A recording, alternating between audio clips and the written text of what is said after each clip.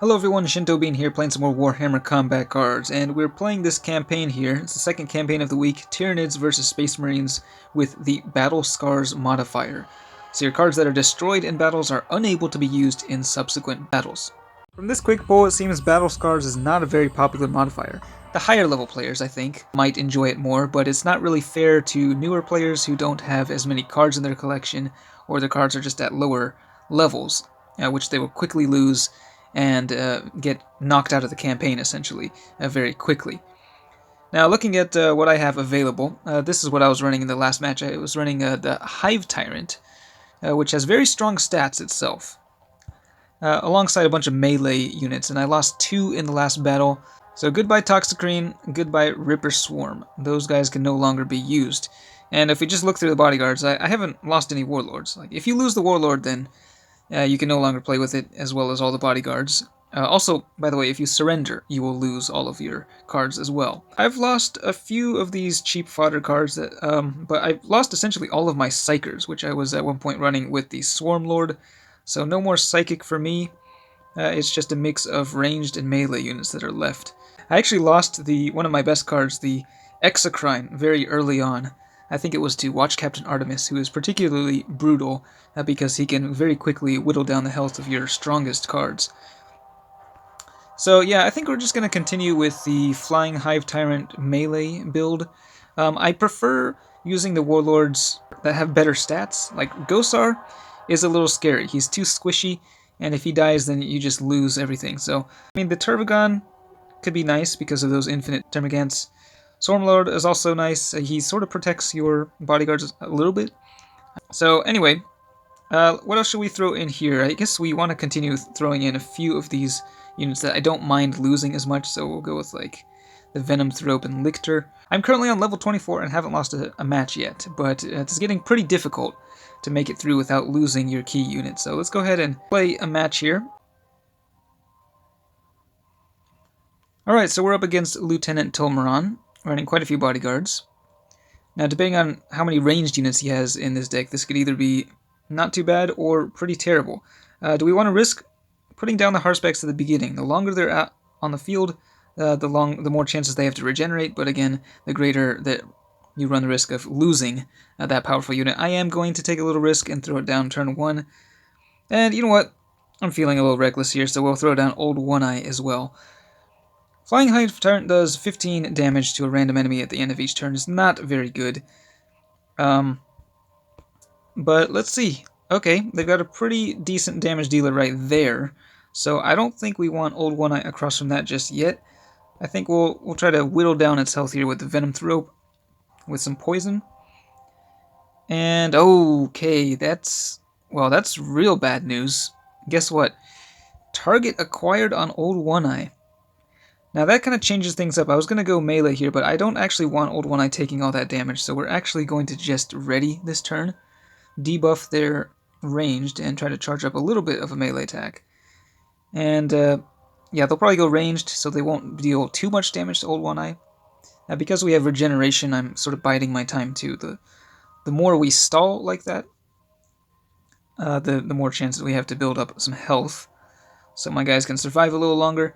Now, they are charging up a really big melee attack, so at some point, they're probably going to hit us pretty hard, but at the moment, we do have quite a bit of melee here, and I guess, yeah, we'll just go with the melee attack.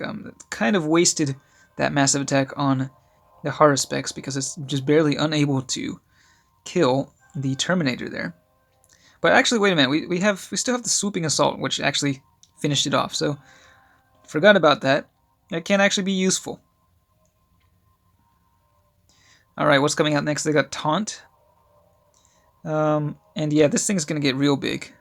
The Invictor. Will it actually have enough firepower to kill the Venomthrope? I think. I mean, it's increasing like exponentially, so ooh, that was really close, but fortunately for us, the Venomthrope survives. And we're hitting that Invictor with some poison and the Swooping Assault. We'll just go ahead and keep going melee here. Hopefully we can knock out that guy with Old One-Eye, and yeah, he goes down. Okay, not too bad, not too bad. And Victor, its life is ticking down. And so it is going to get one more range buff. So whatever we put there is going to get punched real hard in the face. I think we'll throw the Hormigaunt down, another fodder unit. Endless cards are interesting because they don't actually, you don't lose them unless both copies are destroyed in the match, I believe. Now, will they go, they're actually going Psychic here, interesting. Okay, yeah, they do have 2 Psychers on the field, they're debuffing my melee. But, yeah, that means the Hormigaunt might actually survive here. Oh, wow. Okay, the Hormigaunt's actually going to be able to take out the Invictor. That's looking pretty good. Now we're taking a little bit of damage. The Harspex is getting a little bit low there. But at least they are able to regenerate 12 health at the end of each turn, so... Swooping Assault taking down that Grey Knight. We're actually getting some good good stuff from this Swooping Assault here. That special rule. Okay, they got a real big guy there. Caster the Dam, now they're switching to melee. There's the big melee attack. Taking down the Harspex, so... Well, not going to be using that anymore this campaign. And Old One Eye manages to take down the Librarian, though, which means... Well, what does that mean? He doesn't quite have enough melee, unfortunately, to kill Tolmeron in one turn. We also can't deploy the Hive Tyrant just yet. I had too many bodyguards in there. So I think what we might just do here is go for just kill the Dreadnought. I'm going to target that thing down. I don't really mind if I lose this Hormigaunt. He's not that important. So he will take a hit for the team. And we'll just go all in with the melee here. Take down the Dreadnought. And then take down Tolmeron on the next turn. So yeah, we did lose a number of units here. But the Harspex was unfortunate. But I did deploy it on turn 1. So it's not surprising that the thing died. Let's see, this guy is not too huge. So yeah, we'll just throw down the Hive Tyrant here. I mean, this thing is strong enough that you could throw it down earlier, potentially, if you have fewer bodyguards in your deck, and he can actually deal a lot of damage. You know, he has all 3 attack types. He's got Fear, reducing the damage by 45% in this case. So, honestly, it would have been better to deploy him earlier, so I think it was a mistake including so many small bodyguards in this deck. So yeah, we can just end the game with any attack type at this point.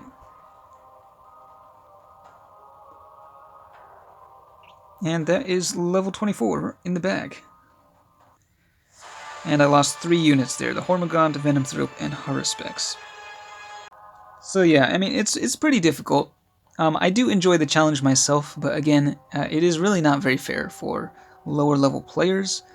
And I think, I mean, there are ways, of course, that they can make it fair. For example, if they just gave everyone access to all cards at the same level, then it would be a true test of strategy.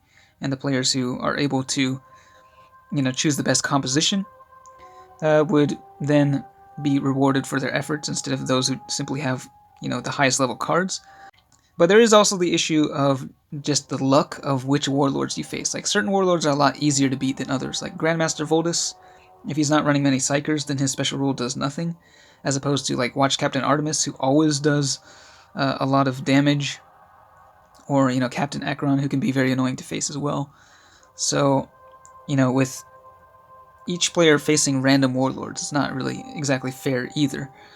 So there are a lot of things to consider here, but let me know what you think of the Battle Scars campaign. Do you love it? Do you hate it? Are you just okay with it? Let me know in the comments, but that's it for this one. Thanks for watching, and I will see you next time.